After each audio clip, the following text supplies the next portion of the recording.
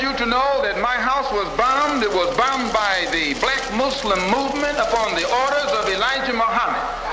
Now they had come around they had planned to do it from the front and the back so that I couldn't get out. They covered the front completely, the front door. Then they had come to the back, but instead of getting directly in the back of the house and throwing it this way, they stood at a 45-degree angle and tossed it at the window so it glanced and went on to the ground. Malcolm's death. This death of Malcolm, God himself had something to do with that. And I think the people will learn that this was some work of God himself.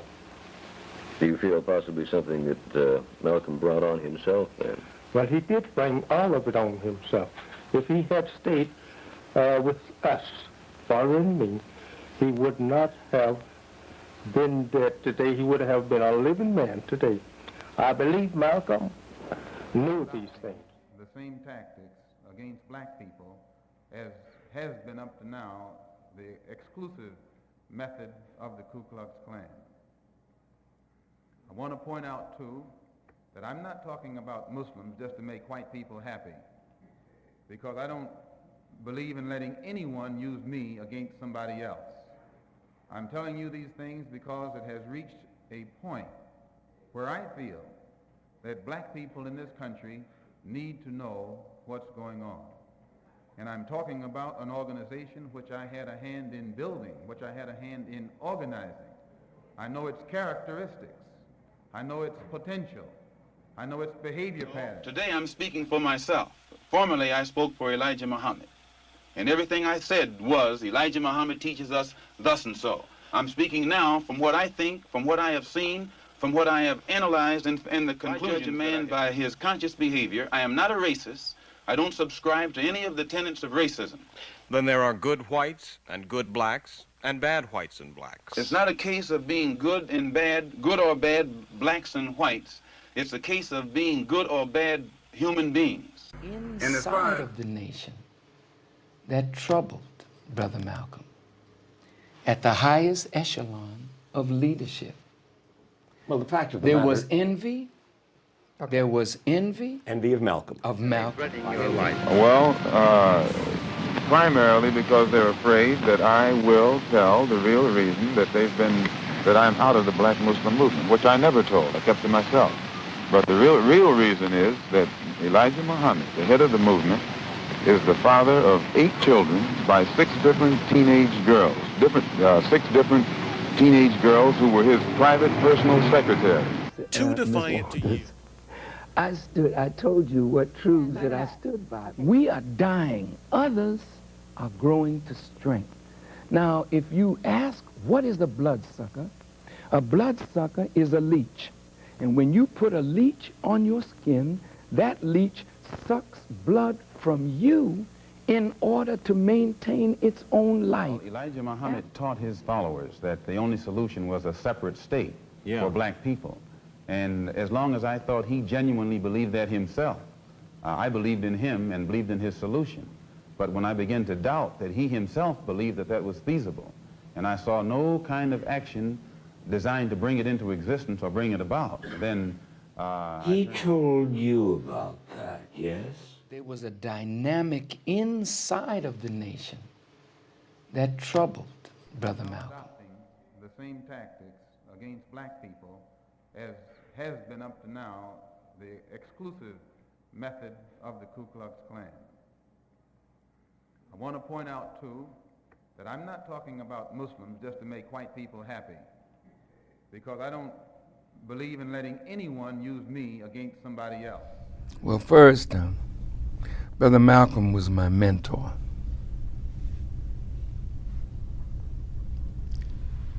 I've never met a more disciplined man. I was very fortunate to have him as my teacher. He was the greatest helper of the Honorable Elijah Muhammad. Anytime a man running for president tells Negroes what he's going to do for them when he gets in office, and after he gets in office, he has time to do something for everybody else except the people that put him in office, he tricked the people who put him in office. He has the time to take a stand against U.S. Steel, against Castro, against Khrushchev, against Laos and South Vietnam and all these other places all over the world. But when it comes to time to correcting the injustices that are being inflicted against Negroes in this country, Kennedy sits up there like Nero. He's fiddling while Birmingham... I would have given my life to protect his life because of my deep love for Elijah Muhammad and his being his top student. He came here to Chicago and went to Cups and Net. When has Cups and Net been a friend of black people? And he told Cup, Elijah Muhammad, I thought he was a man, fathered these children and wouldn't, in other words, kept it a secret and whatnot. I found that he was less man than I thought. Oh. Of course, to say that you have pledged that my prayer, my sacrifice, my life, and my death is all for Allah God, and to bear witness that there's no God but Allah, and that the Honorable Elijah Muhammad is his messenger, and then to come out and speak ill of and vilify the messenger of God, that within and of itself is considered to be a violation of a code. So the Honorable Elijah Muhammad wrote in his monumental and illuminating book, Our Savior Has Arrived. It's on page 145. He talks about the mind of a messenger. He said, when God chooses a messenger, he takes over his mind, his heart, and his brain. So the will of that messenger becomes the will of God, and the two's will become one and the same. So if you believe that, then you know that the messenger of God is not making an error or a mistake. Specialty squad. And I know it. And it was he who heard Elijah Muhammad Jr. come to New York when Elijah Muhammad was at the Armory in June of last year. Junior stood up and told the fruit, many of whom are here now also, that... It came to the point where Junior had to travel from Chicago all the way to Boston, okay, to intimidate these businessmen who refused to sell his paper. And listen what Junior said. Junior said, you know, they used to say in the old days, if a brother was recalcitrant, he would be killed. He said the only problem with that statement is when they say in the old days. About 700 people there at the time, plus officials in the Nation of Islam at the time from all over the country, security officials, and the captains of various mosques, their aides and so forth. Yes. Do you believe that that had anything or much to do with Malcolm eventually being murdered? Probably so. I appeared on the Cups and Net show. When I came out of the studio, officials of the black Muslim movement in Chicago even tried to attack the police to get at me. This was the Los Angeles incident was not reported in the press. The Chicago incident was not reported in the press. A couple days later, I appeared on David Sussstein's hotline on a Tuesday night, February the 2nd. Entering the studio that night, the police department had to clash with about 30 members of the local black Muslim movement who tried to inflict physical harm upon those who were appearing on the program. None of this was mentioned in the press. It's not an actual fact. Malcolm X was not killed by the FOI. Malcolm X was killed by the FBI. Ooh, that's who killed him. Who is propagating this falsehood? And if they say it knowingly, they're lying. Who is doing this? Well, the answer is quite simple.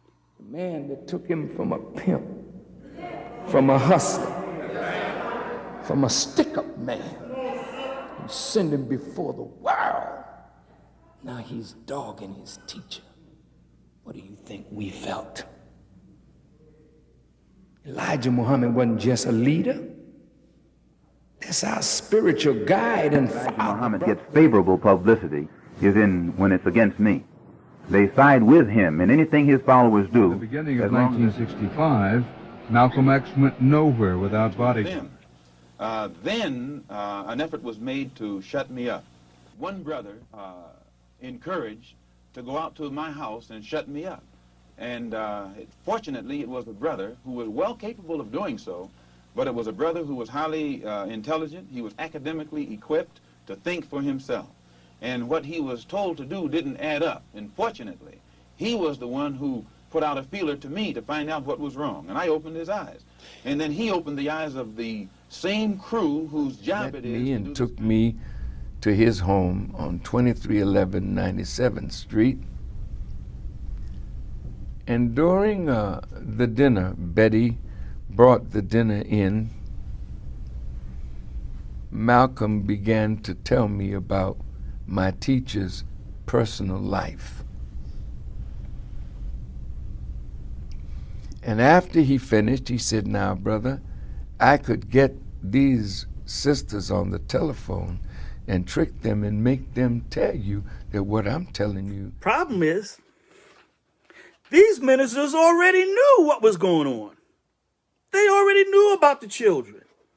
They already knew about the secretaries. They already knew about Elijah Muhammad's illicit relationships, okay? The truth of the matter is really only Malcolm who didn't know. He was the one in the dark. No one wanted to talk to him about it because his heart is too pure. You know well, what I very much doubt that any of his followers who really are aware of what he has done would continue to follow him. He may try and justify it by saying that he's a Muslim, and that a Muslim has a right to these wives.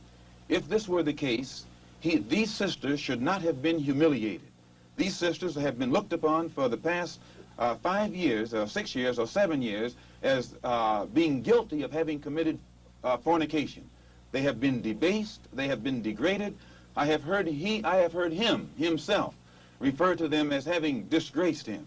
So if they were his wives, he should have given them a position of respect so that all of his followers would respect them and that they would have the protection of his followers today. In December of 1964, the die is set and Malcolm shall not escape, especially after such evil, foolish talk about his benefactor, Elijah Muhammad, in trying to rob him of the divine glory which Allah has bestowed upon him. Such a man as Malcolm is worthy of death. You don't have to order me to kill you. If you attack my father, my orders come from my love. I want you to hear me good, because every Muslim that loved Elijah Muhammad would have killed Malcolm if we had gotten a chance. Brother Malcolm, at a point, was in grave violation of Black God All right, brothers and sisters, this behind me is the home of Malcolm X. Minister Louis Farrakhan's brother, Alvin Farrakhan, stayed right there. Turn that camera around. Where you looking at Danny's grocery store, right above, he stayed in apartment 2B. That's Alvin Farrakhan. Again, the proximity. Just for your instructed by anyone in the nation that Malcolm's got to go. If you have a chance, make it happen. Oh, yeah. They did tell you that. Sure, that was common knowledge. How was that to happen? Was there ever any instruction on how he would be taken out? No instruction, but it was stated that, you know, he's got to go. He slandered on Elijah Muhammad. That's like slandering God. Normally, what do you think we felt? Elijah Muhammad wasn't just a leader. That's our spiritual guide and father, brother. You don't have to order me to kill you. Malcolm incited that in us. He would have been dead. He would never have lasted a year. Elijah Muhammad told us, leave him alone. That you came to New York and ordered the fruit that they should have cut his tongue out and delivered it back to Chicago, or you was going to sit Captain Joseph down, and then he said you went and got the Captain Clarence out of Boston, and all of this talk. So I just wanted to hear your side of it. Malcolm and Louis Farrakhan tried to set Yusuf down, and my father will tell them, both of them. Louis had a problem with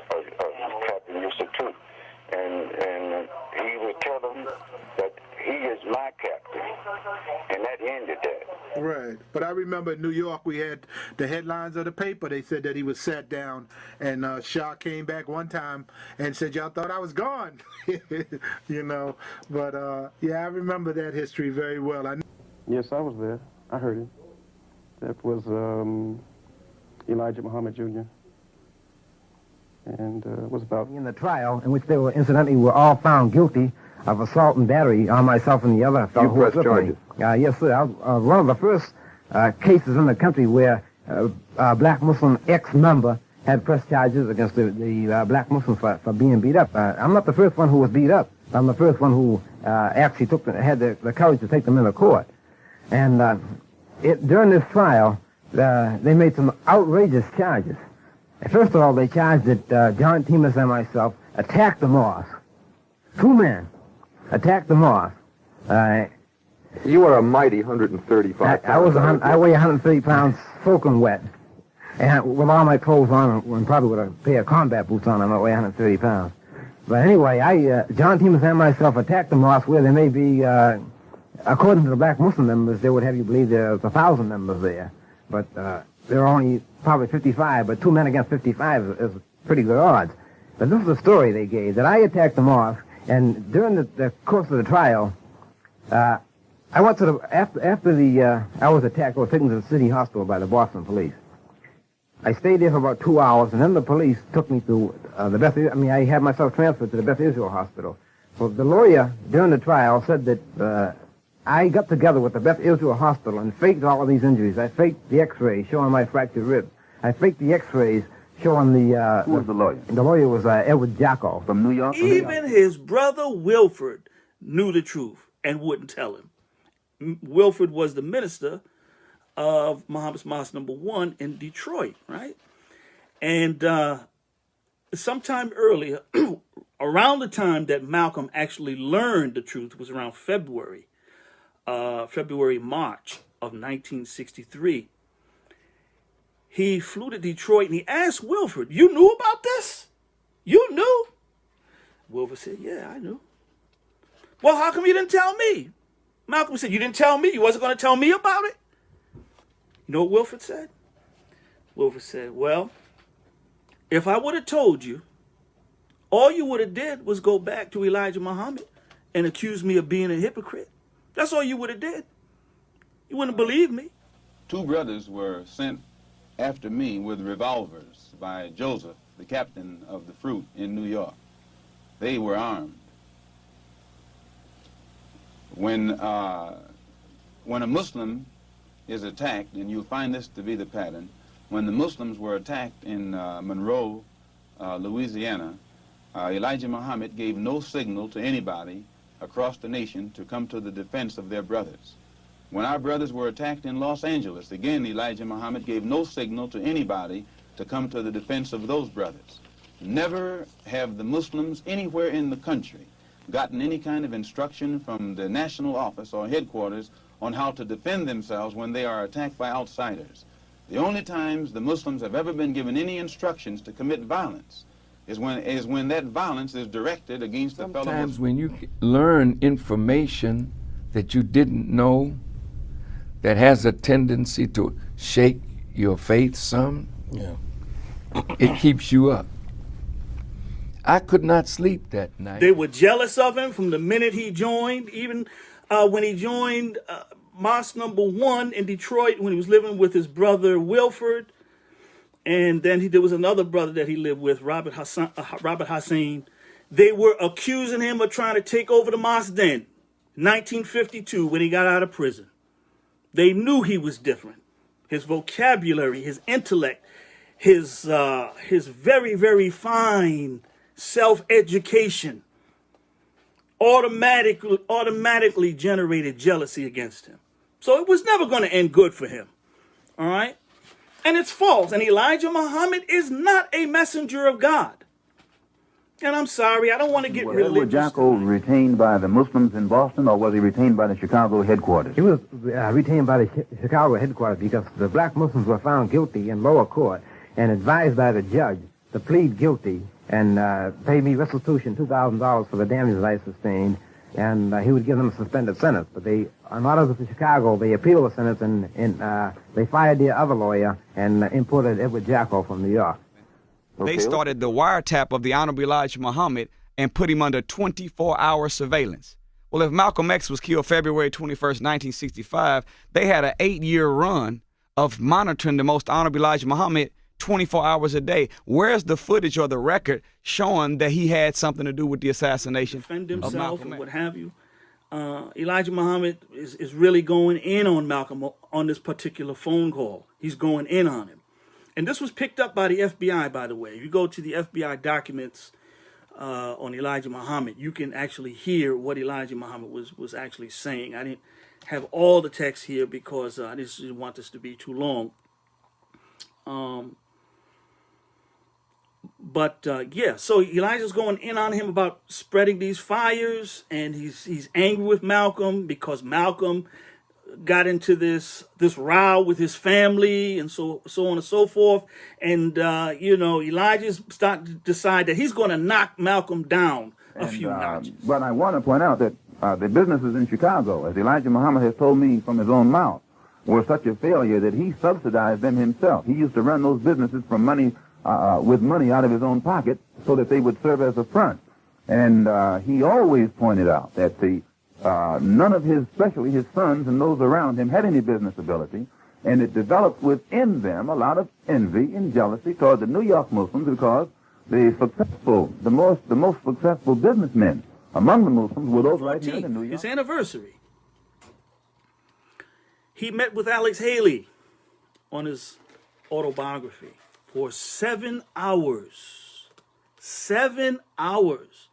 He met with Alex Haley in the International Hotel, which was adjacent to JFK Airport. Alex Haley had come down from Rome, New York. When they first began the project, they would meet in Greenwich Village, where Haley lived. But now he was living in Rome, New York, and Malcolm met him there at the International Hotel, and they worked on the book for 7 hours, okay? Now, this gets to, let me just put a pin here for a minute. The autobiography of Malcolm X. There's missing chapters that the Schomburg Library here in New York, they just bought them. Really? There's over 13 missing chapters of the real autobiography of Malcolm X that were just purchased in the Schomburg Library that Alex right Haley now. wrote? That Alex Haley No, wrote. Nori, it's not 13 missing chapters. It's 3 chapters. And the Schomburg only has 1 of them. Okay? It just really was edited material. And what you have to understand now is at this point, right, Malcolm's relationship with the nation is changing radically. Really believe in the same God that I believed in. I believed in Elijah Muhammad stronger than he believed in himself. I believed in his God more than he did. And I was not aware of this until I found he was confronted with a crisis in his own personal moral life, and he did not stand up as a man. Anybody can make a moral mistake, but when they have to lie about it and will be willing to see that murder is committed to cover up their mistake, not only are they not divine, they're not even a man. If a man sits as a judge and a woman is brought in front of him and charged with adultery, and the judge himself is the one with whom she committed adultery, but the judge stands up and berates the woman, in order to make no one even suspect that he is the real criminal who was involved with the woman, and humiliates her, and then sentences her into isolation, completely destroys her reputation, with no kind of protection for her or of her whatsoever, and she takes it. She loves him so much and believes so strongly in his sense of justice so much, she allows herself to be projected almost as a prostitute. And that man permits this, then that's not a man. February 14th, the violence took an even uglier turn when Malcolm X's home in Queens was firebombed. Fire marshals, in their report, suggested Malcolm may have done it himself. You know what what temperature was? It was about 15 or 20. I stood in my underwear, bare feet, in the middle of my driveway with a gun in my hand for 45 minutes, waiting for the police or waiting for the fire department to come. If I want to put on a show, I can find a better way than that to put it on. At the Audubon, And I saw what I thought, and I still think, was a dress rehearsal for Malcolm's impending assassination. I called the department the following morning because I had to make reports, and I told them that I felt that this was a, as I put it, a dry run on Malcolm's life dress rehearsal. This was a week before the actual assassination. Yes, and they told me that, okay, we'll pass it on and we'd take care of it. So that basically took care of that. What they did with it, I really don't know.